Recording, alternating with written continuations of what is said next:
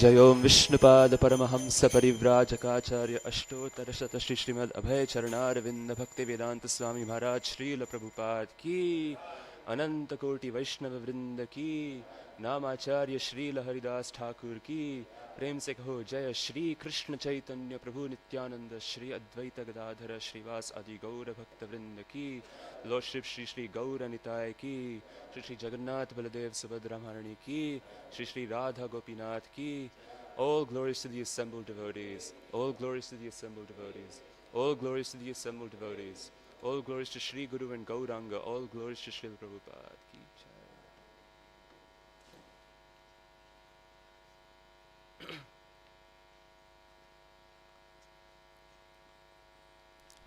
Reading from Srimad Bhagavatam, Canto 4, Chapter 11, Text number 19. Om Namo Bhagavate Vasudevaya. Text 18. Om Namo Bhagavate Vasudevaya. Om Namo Bhagavate Vasudevaya. Narayanam Namaskritya Naram Chaiva Narottamam Devim Saraswatim Vyasam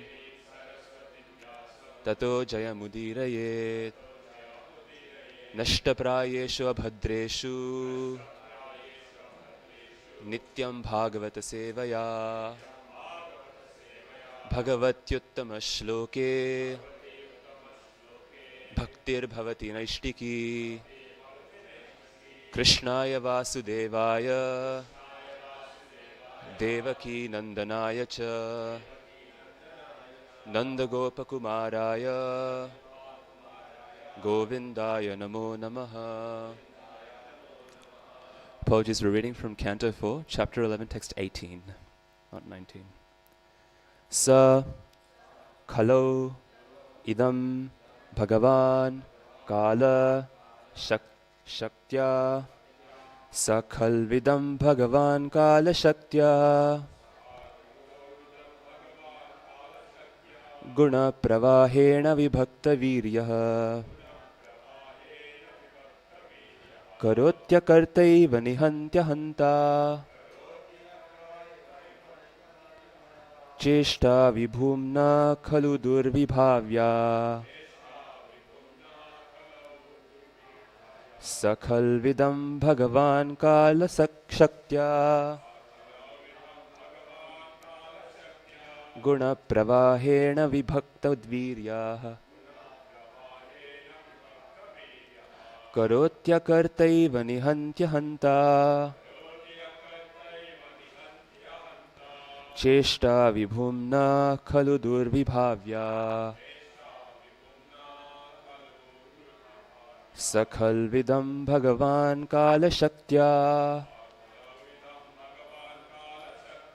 Guna Pravahena Vibhakta Viryaha Karotya Kartaiva Nihantya Hanta Cheshta Vibhumna Khalu Durvibhavya.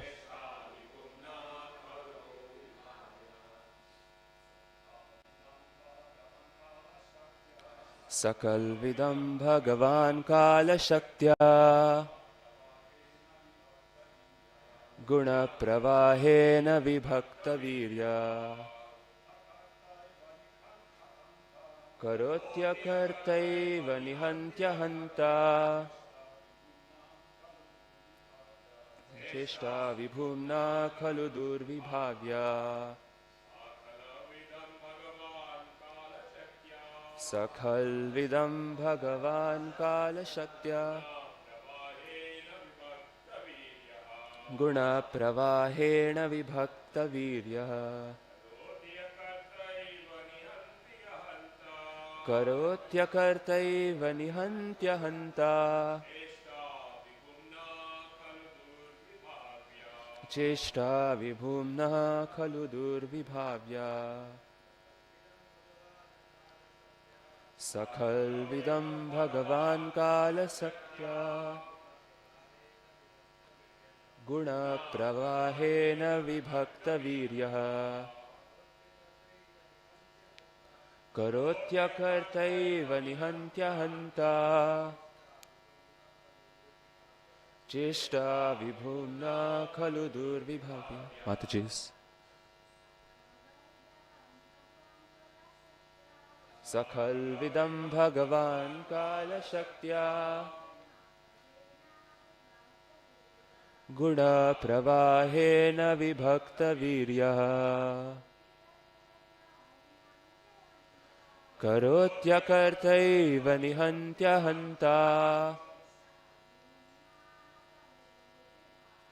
चेष्टा विभुम्नः खलु दुर्विभाव्या.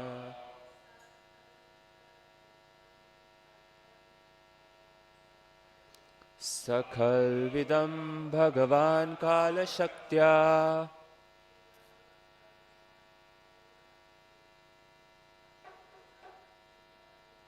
गुणप्रवाहेण विभक्तवीर्यः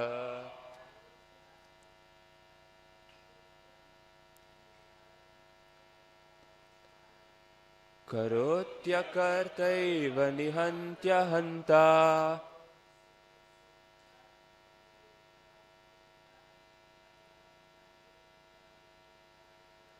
चेष्टा विभुम्नः खलु धुर्विभाव्य. Saha, the, Kalu, however, Idam, this universe, Bhagavan, the personality of Godhead, Kala, of time, Shaktya, by the force, Guna, Pravahena, by the interaction of the modes of nature, Vibhakta, divided, Viryaha, whose potencies, Karoti, acts upon, Akarta, the non-doer, Eva, although, Nihanti, kills, Ahanta, non-killer, Jeshta, the energy, Vibhumnaha, of the Lord, Kalu, certainly, Durvibhavya, inconceivable. Translation by His Divine Grace, Srila Prabhupada Ki Jai. The Supreme Personality of Godhead, by His inconceivable supreme energy, time, causes the interaction of the three modes of material nature, and thus varieties of energy become manifest. It appears that He is acting, but He is not the actor. He is killing, but He is not the killer. Thus it is understood that only by His inconceivable power is everything happening. Purport. The word Durvibhavya means inconceivable by our tiny brain, and Vibhakta Viryaha means divided in varieties of potencies. This is the right explanation of the display of creative energies in the material world. We can better understand the mercy of God by an example. A government state is always supposed to be merciful, but sometimes, in order to keep law and order, the government employs its police force, and thus punishment is meted out to the rebellious citizens. Similarly, the Supreme Personality of Godhead is always merciful and full of transcendental qualities, but certain individual souls have forgotten their relationship with Krishna and have endeavored to lord it over material nature. As a result of their endeavor, they are involved in varieties of material interaction. It is incorrect to argue, however, that because energy issues from the Supreme Personality of Godhead, that He is the actor. In the previous verse, the word nimitta matram indicates that the Supreme Lord is completely aloof from the action and reaction of this material world. How is everything being done? The word inconceivable has been used. It is not within the power of one's small brain to comprehend. Unless one accepts the inconceivable power and energy of the Lord, one cannot make any progress. The forces which act are certainly set up by the Supreme Personality of Godhead, but He is always aloof from their action and reaction. The varieties of energies produced by the interaction of material nature produce the varieties of species of life and their resultant happiness and unhappiness. How the Lord acts is nicely explained in the Vishnu Purana. Fire is situated in one place, while the heat and light produced by the fire act in many different ways. Another example given is that the electric powerhouse is situated in one place, but by its energies many different types of machinery move. The production is never identical with the original source of the energy, but the original source of energy, being the prime factor, is simultaneously one with and different from the product. Therefore, Lord Chaitanya's philosophy, Achintya Bheda Bheda Tattva, is the perfect way of understanding. In this material world, the Lord incarnates in three forms, as Brahma, Vishnu, and Shiva, by which he takes charge of the three modes of material nature. By his incarnation of Brahma, he creates. As the incarnation of Vishnu, he maintains. And by his incarnation of Shiva, he also annihilates. But the original source of Brahma, Vishnu, and Shiva, Garbhodakashayi Vishnu, is always apart from these actions and reactions of material nature. Srila Prabhupada ki jai. Om Ajnanatimidandhasya Jnananjana Shalakaya Chakshur Unmilitam Yena Tasmai Shri Guruve Namaha Shri Chaitanya Manobhishtam Sthapitam Yena Bhutale Swayam Rupaha Kada Mahyam Dadati Swapadantikam Vandeham Shri Guru Shri Utapadakamalam Shri Gurun Vaishnavanscha Shri Rupam Sagrajatam Sahagana Raghunathanvitantam Sajivam Sadvaitam Savadhutam Parijana Sahitam Krishna Chaitanya Devam Shri Radha Krishna Padan Sahagana Lalita Shri Vishakhanvitanscha He Krishna Karuna Sindho Dinabandho Jagatpate Gopesha Gopika Kanta Radha Kanta Namostute Tapta Kanchana Gaurangi Radhe Vrindavaneshwari Vrishabhanu Sute Devi Pranamami Hari Priye Namo Mahavadanyaya Krishna Prema Pradayate Krishnaya Krishna Chaitanya Namne Gauratvishe Namaha Vancha Kalpa Tarubhyascha Kripa Sindhubhya Evacha Patitanam Pavanebhyo Vaishnavebhyo Namo Namaha Jaya Shri Krishna Chaitanya Prabhu Nityananda Shri Advaita Gadadhara Shrivas Adi Gaura Bhakta Vrinda Hare Krishna Krishna Krishna Hare Hare Hare Rama Rama Rama Hare Hare Hare Krishna. By the mercy of Radha Vinod Prabhu, I've been giving this service of Bhagavatam class. I want to ask for the blessings of all the Vaishnavas gathered here, that I may be able to speak in line with what our acharyas have taught. So we are discussing the pastime of Dhruva Maharaj, and how after his brother and his stepmother passes away, killed by the yakshas, well, his brother is killed by the yakshas and mother passes away in the forest fire. Dhruva Maharaj goes and kills many of the yakshas, and as a result, Swayambhuva Manu, who is his grandfather, appears and tries to pacify him and tell him, please don't do this, because although rightfully you're aggrieved because you're attached to your brother and you've shown that to be so, it is not right to kill so many yakshas who are actually innocent. They are not the ones who killed your brother, so it's not good to do this.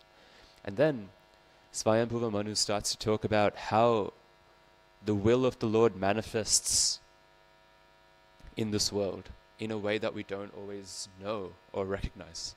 Sometimes we think that a certain cause or certain thing is the cause of something happening, so we want to do something about that cause. But Swayambhuva Manu is talking about the most efficient cause. So what does that mean? Often in the analysis of the way things happen in this world, there are many different levels of causes, right? So, for instance, someone is singing kirtan, right? So if someone, or let's say someone is giving class. So if someone is giving class, why is someone giving class? Well, because that person wanted to give class, right? So that's one level of reasoning, or other causation. And then a higher, deeper level of causation is that someone asked him to give class. So there is another layer of reasoning above that. And then another layer of causation is, well, Srila Prabhupada set up this institution. That is why people are able to give classes. And then another layer of causation, and another layer of causation. So in this way, practically everything that happens in this world has many layers of causation. And if we are to, of course we're being philosophical here, but if we are to fixate on just one cause, sometimes we can miss out on the fact that there could be many causes to something. And this kind of analysis, or the lack of such analysis, shows up quite often in everyday life, right? Of course, the most famous example is I was really amazed by His Holiness Kadambakananda Swami, or as Bhakti Vikas Maharaj says, Shripad Kadambakananda Swami. Visited him just before he passed away. So I was listening to an interview in Melbourne of Kadambakananda Maharaj, and he was talking about the incident where, when he was the temple president of ISKCON Vrindavan, there was some scuffle with the mafioso over there, right? And as a result, Maharaj was, when he was in the bathroom, he was shot by a gun through his stomach, right? And the way he tells it is quite hilarious, because on the one hand he's nearly about to pass away, and and then on the other hand he finds the story quite amusing, right? He's walking out of the bathroom and he's calling out for help, but he can't speak. But all the devotees down, on the below the area are South American, so they don't speak much English. So they think that he's waving at them. And anyway, so then he tells a story about how after he got shot, he got moved to the hospital and they had to do surgery and everything. And in that time, his office, the temple president's office, got cordoned off by the police. And he tells a story about how, I think in India, there's this idea that once the police take over your room, everything in that room is gone, right? Everything is gone. So he comes back, and at that time he was not a sannyasi, at that time he was a grahasta. And he comes back out of that room and everything that belonged to him in that office was gone, right? And so he says, in one sense, the person that he was before he got shot got left behind, and a new person emerged. So at one point, he was wondering, what was the reason why this happened? What was the reason? Was it the mafia? Was it the fact that I may have spoken incorrectly to some devotee, and then that devotee got, disgruntled or something? And he tells the story of Maharaj Parikshit and the black man who is Kali personified, and the bull. And he's whipping the bull, and someone asks the bull, why is this happening? And the bull says, well, I don't know. It could be the influence of time. It could be destiny. And you're like, what? It's this guy that's whipping you, right? Why do you think it's so many other things? And he says, it's the same thing here. I got shot, and you can say it's this or that, but really, isn't it just Krishna that's guiding me to my next place that I'm supposed to go? And I think it's sort of easy to say something like this, but to be in that situation and to realistically accept that this is now Krishna who's closing certain doors and opening new ones is a really difficult thing to accept. Because our understanding of what Krishna's will should manifest, or how it should appear in our lives, is based on our desires, right? We say, how does that shloka go? The one after Nashtaprayeshu Bhadreshu, how does it go? Nashtaprayeshu Bhadreshu Nityam Bhagavata Sevaya Bhagavatyuttama Shloke Bhaktir Bhavati Naishtiki Tadarajastamo Bhava Kamalobhadayaschaye Cheta Ettairanavitham Sthitam Sattve Prasidati.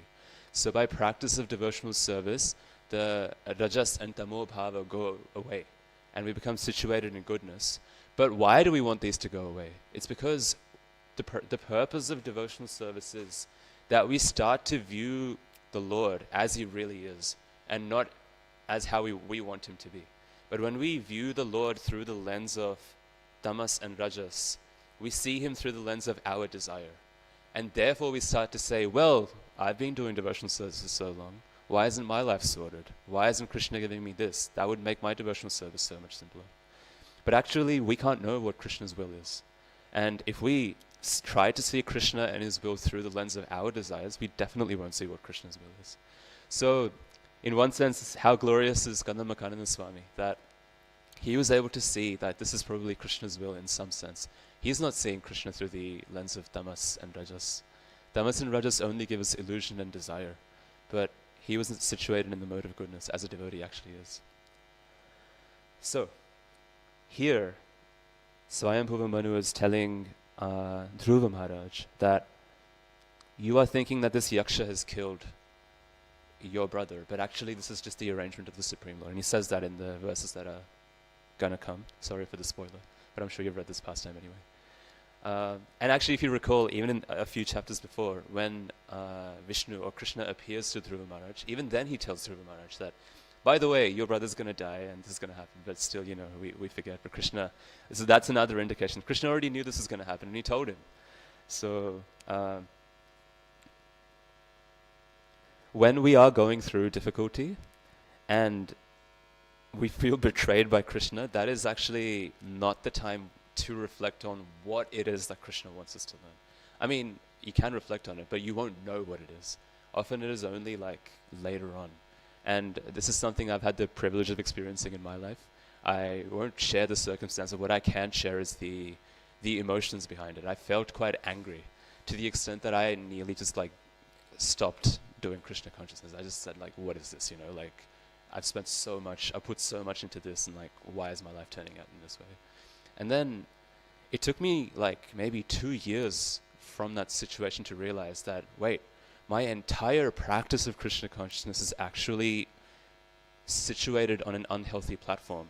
I'm not practicing Krishna consciousness because, to obtain Krishna prema or to become a better devotee. I'm actually running away from my own problems. And then when I turned to face myself and accepted, the platform that I'm at, upon which we should be practicing Krishna consciousness, I realized this is what Krishna was trying to show me.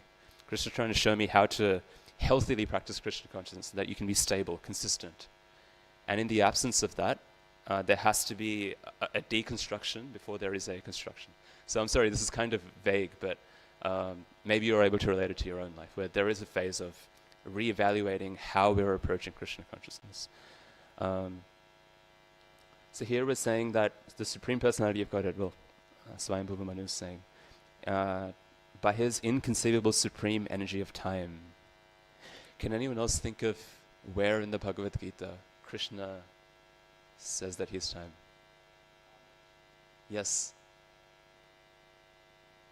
Oh, okay. Yes, that's correct though. In the 11th chapter, right, Krishna says, Arjuna asks him after Krishna shows the universal form, like, who are you? Please tell me who you are. And Krishna says, Kalosmi lokakshaya krit pravritto. My purpose is, I am time, I am the destroyer of everything, and I am here to, basically rid the burden of the earth, right? That was Krishna's purpose for arriving. So, it's also interesting that in the previous shloka, you find the word nimitta matram. Does anyone know where in the Gita you find the word nimitta matram? Again in the 11th chapter, right? Pretty much right after he says, I am time, Krishna says, Tasmat tvam uttishta yasho labhasva, jitva shatrun bhungshvarajyam samriddham, mayaiva ite nihitam purvameva, nimitta matram bhavasavyasachin. So, Arjuna, get up and fight, conquer your enemies and enjoy a prosperous kingdom. By my energy, the people in front of you have already been killed. But you can choose to be a nimitta matra, an instrument of my will, right? That is what Krishna says. So this has significant consequences, implications, applications to our lives, right? So Srila Prabhupada, when he was on the Jaladuta and he was going to America, he had had 2 heart attacks. So far, all that he had seen was failure. Right? He had only seen failure. He tried starting the League of Devotees in Jhansi, and that failed, right? Because the place that he had acquired, it got given to the Women's Association for Women's Empowerment, and his business fell apart. People stole money from him, right? So all he has seen is disappointment in the efforts to spread Krishna consciousness. And then he's on the Jaladuta and he has two heart attacks. And he's thinking, I don't know what he must be thinking, but you know what? He writes down a poem, right? And he writes the poem called Krishna Taba Punya Habe Bhai. And he says, Krishna Taba Punya Habe Bhai, E Punya Koribe Jabe, Radha Rani Sukhi Habe. Krishna will give you his favor, but he'll only do so when Radha Rani is pleased. Dhruva Ati Boli Tumatai. This I'm confident about. But then what he says after that is extremely significant and reveals Srila Prabhupada's mood. He says, Shri Siddhanta Saraswati Shachi Sutta Priya Ati. Krishna Seva Jara Tulanai. My spiritual master, Shri Siddhanta Saraswati, is the greatest devotee of Lord Chaitanya.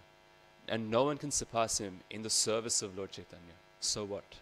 So, Tara Ichcha Balavan Paschate Te Thana Thana Hoi Jate Gaurangira Nama. Because of his desire, which is so powerful, the names of Lord Gauranga, of Krishna and Rama, they'll be chanted everywhere in the foreign lands. Paschate te thana thana. Hoi jate Gauranga nam. Prithivite nagaradi asamudra nadanadi. Sakalei bole Krishna nam. And then what will happen? Tahale ananda hoy. Everyone will become truly happy. And that will be the victory. Tabe hoy digvijay. Chaitanyara kripa atishay. Maya dushta jata dukhi jagate subhay sukhi. Because they'll be relieved from the miseries inflicted upon by Maya. And Vaishnavera Ichcha Purna Hoy. So, having established the fact that it's because my spiritual master wants this, and it's his vision, therefore this will come to pass, despite Srila Prabhupada just hasn't seen anything, succeed. But still, he's saying that because my spiritual master's will is there, therefore this has already happened. He doesn't say it will happen. He said this has already happened. So look at his conviction in the words of his spiritual master. And then he says, Sei karya jai kori bare, agya jadi dilo more, yogya nahi amidi nahina. So I am actually not qualified to do this. But by your mercy, I may be qualified. I may have the capacity to do this. So why am I giving this example here? It's because there's this idea that Krishna has already said that the holy name will be chanted in every town and village. So it's not a question of whether it will happen. At least in Srila Prabhupada's mind, it wasn't a question of whether it will happen. It was a question of, it is going to happen, but what are you going to do about it, right? And Krishna's will is non-different to the will of and the desire of the great devotee. So we also have our gurus, right? And their will is non-different from Krishna's will.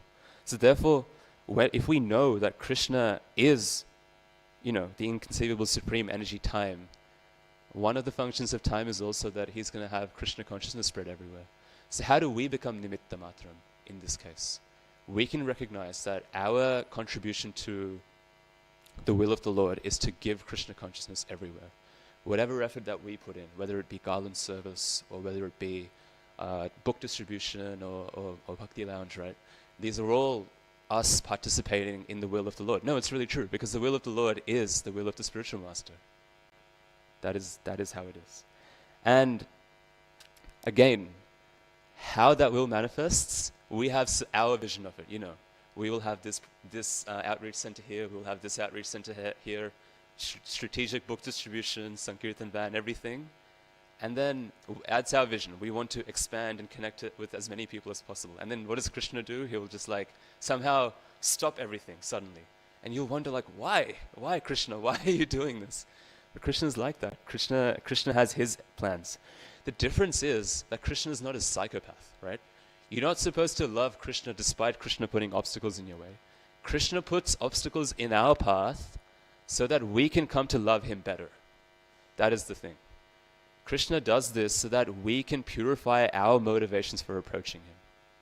It is not that Prema Bhakti is the end of the road. Prema Bhakti is just where pure Bhakti begins. But there are so many levels above pure Bhakti. So it is mentioned that the gopis' love is kind of like, Abhishek Prabhu was telling me this, so I don't know what the shloka is, but I know that it is good praman, right? Abhishek Prabhu was telling me that the love of the gopis is like love that has been purified with, there's a specific word, like a kind of fire. The fires of tribulations. They have been purified so much that that kind of love is unmatched anywhere. And that love appears because they've gone through so many obstacles, and every obstacle is crafted for us to learn and grow, learn something out of and grow in some sense. So when things happen in our life that sometimes don't make sense, and we don't understand why would Krishna do something like this, we must not think that Krishna is in some way cruel, or that in some way Krishna does not exist. None of these things are true. What Krishna might be intending for us may not be clear in that moment, but with time it does happen. One thing Abhishek Prabhu always tells me, which I love hearing over and over again, is that it is only the privilege of the devotee that he can look back at his life and reflect and rejoice in the number of ways in which Krishna has protected him and helped him grow. Only a devotee's privilege. A non-devotee does not have this privilege. So it is our job to stay put and to continue doing what we're doing and just have the faith that whatever is happening in my life, it is by Krishna's arrangement. It is for a particular purpose. And I need to do what is practically the best thing that I can do, and just have faith that somehow I will learn to understand what Krishna's will is. Coming back to this idea of efficient causation, I think an idea that's not so prevalent anymore, but definitely was prevalent, say, 15 years ago and for a long period of time, is that if somehow I can explain how something happens on a mechanical level, I no longer need to explain how, I no longer need, or there may not even be any other causes, right? So for instance, this entire idea that if evolution is true, then God does not exist, is based on this idea. That if I can explain how life and the origins of life have come about via some scientific process, then there is no need for God to explain, and God does not exist. That's practically not true if you think about it properly. The entire field of science as a philosophy has sort of put aside the idea of efficient causation, which has been there for the longest period of time. Just because you understand the mechanical cause of something does not mean that other causes don't exist. It's just like, imagine you're a detective, right? And you go to a murder scene, right? And you find like there's a body, and you look at like the marks of blood on the wall, right? And very intelligent detective says, well, based on the splatter marks, I can figure out that it must have happened in this way. And then he goes home and says, okay, well, mystery solved. That would be weird, right? The mystery is not solved. The mystery is solved when you recognize, no, not only how was this person killed, but who killed this person, right? You have to have the person that did it. And then not just the person that did it, why did they kill the person? What's the motive behind it? So our brains are switched on when we're reading a murder mystery, but sometimes they're not switched on when we're thinking about the cause of the universe, which I don't know why, but that is just the way some people think. So we must understand that even if you can completely establish that there is a mechanical cause for how life arose, that still doesn't mean that God did not do it. It still doesn't mean that. Because a mechanical cause does not get rid of an efficient cause. It does not. It just means you know what the mechanism is. So that's interesting. So it doesn't matter if they either prove the Big Bang Theory, they don't prove the Big Bang Theory, it really doesn't matter. The point is that a mechanical cause does not get rid of a higher efficient cause. Rather, it asks for it. Why does it even exist? So this idea that Krishna being the ultimate cause is actually it's quite a profound argument that shows up over and over again. And much of the Western or even Indian argumentation for the existence of God comes about on the basis of that. So you will say something like, well, why am I sitting here? Or why does this exist? Well, because someone made it. And so who made it? Well, a carpenter made it. Well, how did the carpenter come to exist? Well, because he had parents, right? And so on. So what you can say is everything that we can think of existing has some cause behind it, right? Otherwise it would not exist. Does that make sense? Are you following? If something exists and it came into existence, then there has to be a cause that caused it to exist. But then what about the thing that caused it to exist? Does that have a beginning? Did that begin to exist? Because if that began to exist, if the carpenter began to exist, then the carpenter must have a cause. But, and here's the killer point, if everything has to have a cause before them, then nothing would exist. Because at some point, there has to be something that is not caused by anything. Otherwise, you just keep going back forever, and there wouldn't be a point where you stop. But because things do exist, therefore there must be something that existed without a cause for its existence. And so this idea that there must be something that exists without a cause for its existence is called the cause of all causes, right? That's what it means, sarva karana karanam. We say, Ishvara Parama Krishna Satchidananda Vigraha Anadir Adir. It's the same thing, Anadir Adir. He doesn't have an Adi. And Govinda and Sarva Karana Karanam. The issue with this argumentation is that purely using logic, we cannot ever determine the nature of God and what that nature of that original cause is. We must depend on Shastra. So even the most profound atheists today, if you ask them, what is the proof that God exists? Do you think there is a proof that God exists? What they will say is that whether you argue using the logical arguments for the existence of God, or whether you argue from the logical arguments for atheism, neither of them really go about to establish anything conclusively. Neither of them. Because the Lord is actually beyond our intellect. And that's what we read here, right? The Lord is beyond our intellect and capacity to understand, inconceivable by our tiny brains. So not only is He impossible for us to understand, His activities are even more impossible for us to understand. So that's why we must depend on Shastra to understand this better. But I have noticed, like over and over again, Srila Prabhupada does, and all the different prayers also, they do refer to Krishna as the origin of all causes. So it's not wrong for us to think that this logic is sort of incorrect, but it's logic in the service of the conclusions of Shastra. So it is true because Shastra says it's true, but we can use it, we can use it to get some kind of confidence that, yeah, God must exist.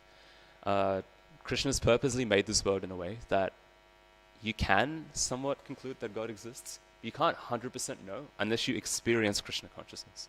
So the only way to really know if God exists or not is to experience Krishna consciousness.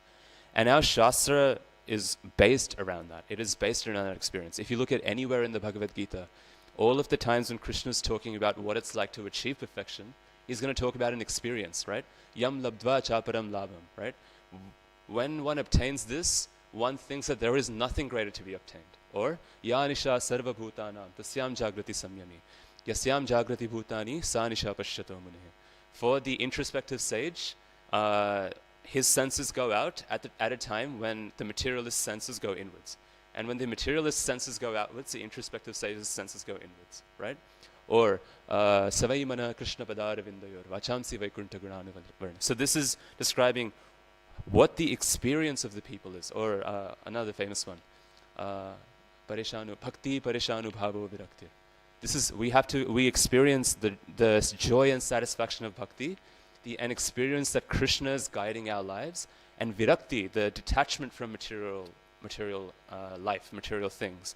In the same way that if you're hungry, with every morsel of food, you get nutrition, satisfaction, all of these things. These are real experiences that we can tangibly experience as proof that the philosophy is working, that Krishna consciousness is working, that Krishna is real. But simply by logic, we can't actually establish those things. So,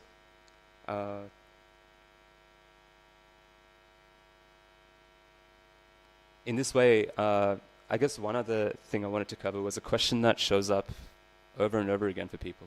It appears that he is acting, but he is not the actor. So Krishna creates this world for us to experience two things. One is to allow us to experience what it's like to become Krishna, pretend Krishna, right? We get to pretend to be Krishna. And the other is to remind us that we can't be Krishna. So often, when we see Krishna through this lens of, our desires, we think, well, why did Krishna create a world where I can never be happy? But the reality is that Krishna has created every single experience that you could possibly think of that you want to enjoy. But he's not personally invested in this material world, in your suffering or your enjoyment. He becomes personally invested when you start to become a devotee, or when we start to become a devotee. But often people will say, well, I can choose to love Krishna, then Krishna will give me real happiness. But if I choose not to love Krishna, then Krishna puts me in this material world where I suffer. How is that love? But that's actually how do I say, a loaded question, because it's not reflecting the reality of the situation. Krishna will give you the freedom to do whatever you want, but he cannot change the fundamental, rather, he does not change the fundamental reality of of your existence, the nature of your existence. You know, we are servants of Krishna. We are naturally infinitesimal servants of Krishna. We're dependent. Krishna is naturally God. He is independent. If you were to have the ability, or if we were to have the ability to do as we like and become happy as we like, what we're really saying is, I want to become Krishna. And, that's not going to happen. But Krishna does give us the opportunity to become his, master, his controller. That's what happens to devotees. We become greater than Krishna, right? But Krishna also gives us the opportunity to enjoy separately from him in a way that we don't go through birth and death. That's called Brahmajyoti. Krishna gives us the opportunity to become Krishna in a pretend sense, in the higher planetary systems on Earth. So practically, Krishna even gives us the opportunity to practically not exist and not feel pain. That's when you become trees or things that don't have consciousness. So every single experience that we could possibly want to experience has been catered to by Krishna.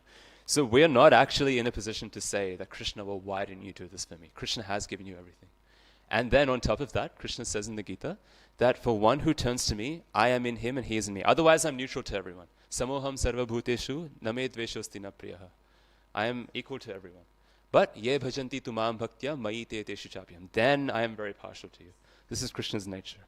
So for those who are not necessarily worshipping Krishna, not necessarily interested in him, he's not actually acting to kill them or not kill them or anything. He's just set up material nature. So he's not the actor.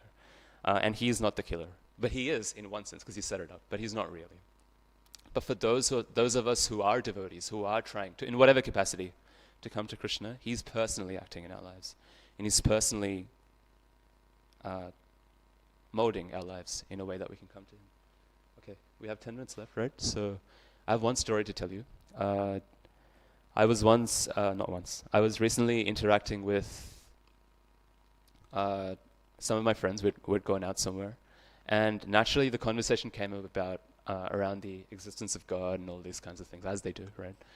And one of the things that my friend said was, I just wish that I stopped existing.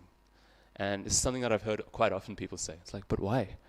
And they just said, I don't really want to have a relationship with God. I don't really want any of these things. I just want to stop existing. And I said, why? And she said, because it's peaceful. And it's quite interesting because I pointed out to her, actually there's two people, so there's also, the other person also gave the same argument too, that your desire for ceasing existence is actually born out of suffering, not out of actual desire. We are Satchit Ananda, so we're actually seeking happiness all the time.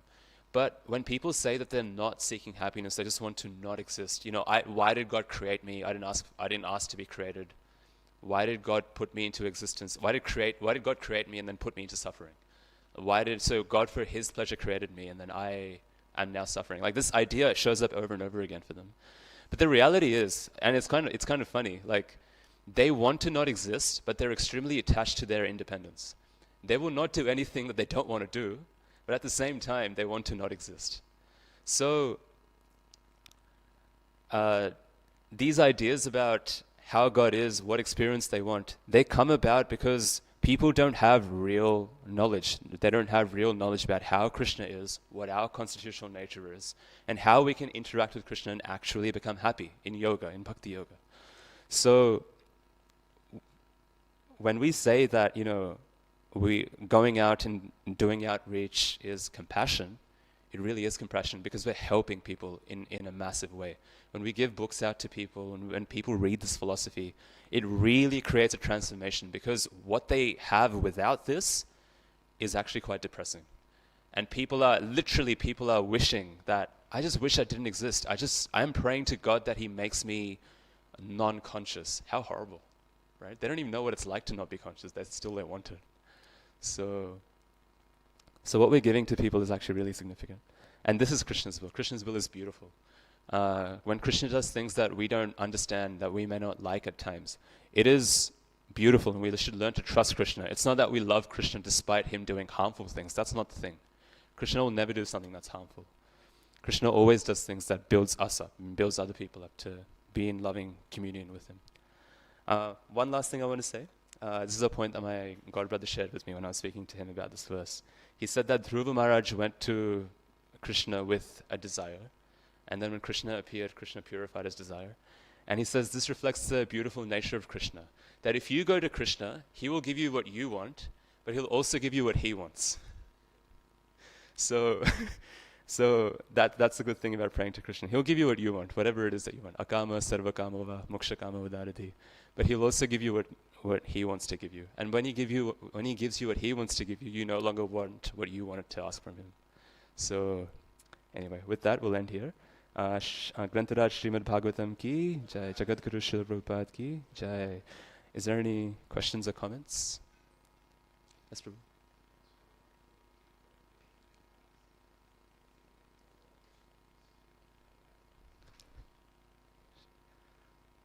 Thank you. Yeah.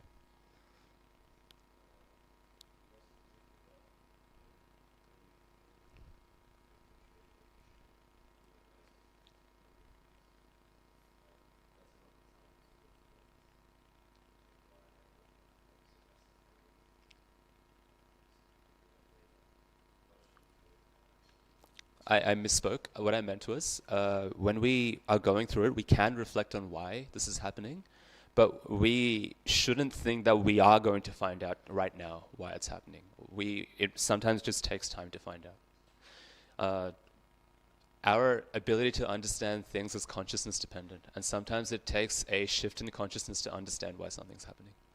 So often when we're going through difficult times, maybe we're gaining experience. Maybe we're gaining experience that we can help other people. Maybe we're gaining experience to transform ourselves in a way that allows us to understand what's going on.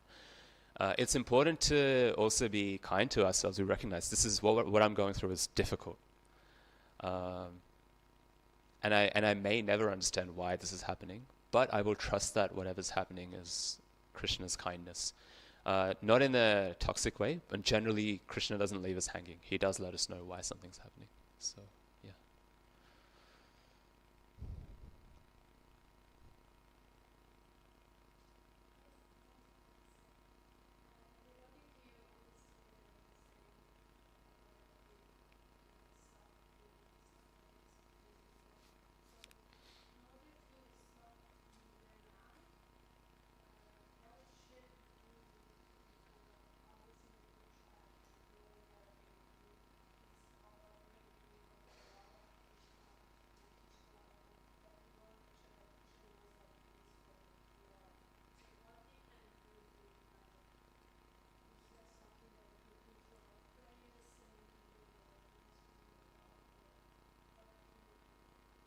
Okay, so your question is to avoid going through sort of giving up your sadhana or something like that, what can we do? Well, I think just the basics, which is it's important to have someone that you can speak to whose intelligence you respect, right? Like I have at least 3 or 4 people that I can go to at any point in time and say to them, this is what I'm thinking, this is what I'm feeling, like honestly. And their understanding of Shastra is like Bhavabhru, right? Understanding of Shastra is so good, and their experience in Krishna consciousness is so great that they can cut through the flaws in your reasoning and bring you to the proper understanding. So that's one thing, like just to have someone who can guide you in that way. The second thing is just the basics, like always be in the association of devotees, always be in the experience of Krishna consciousness. Immerse yourself in the experience of Krishna consciousness. So don't stop coming to Mangalarti. Don't stop interacting with devotees. Don't stop reading Shastra. Don't stop chanting. Just say, what I'm going through is hard, but I'm going to do this anyway. Because in anything that we do that is long-lasting, you have to be on that goodness platform.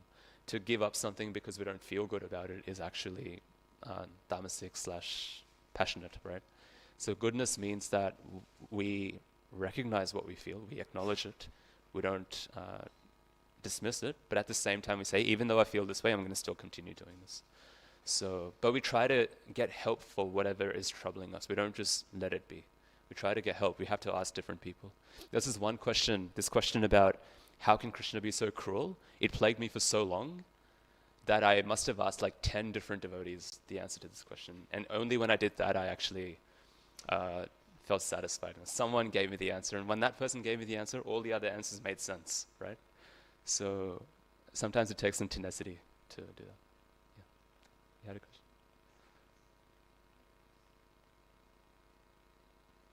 Oh.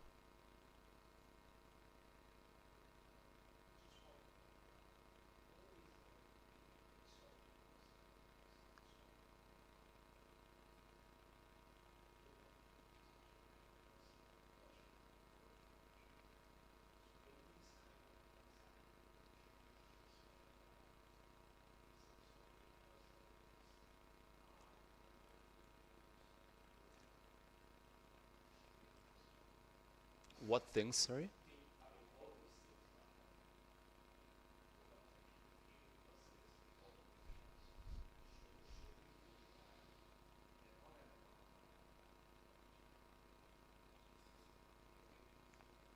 So this is a question that I anticipated, but I don't know the answer to this question.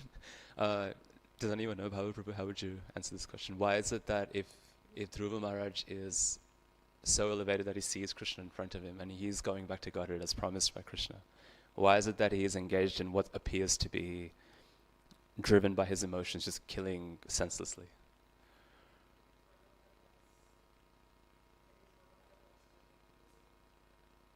Right. Sorry, what were you saying?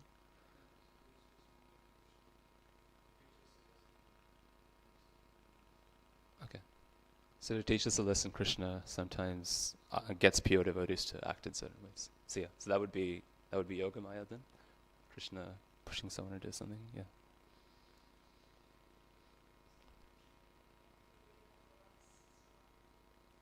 Yeah, through us.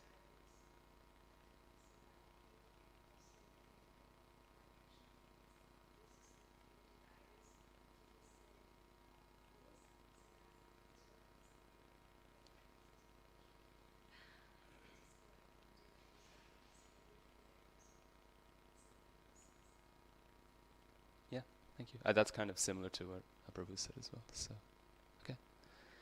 Any other questions or comments? Okay.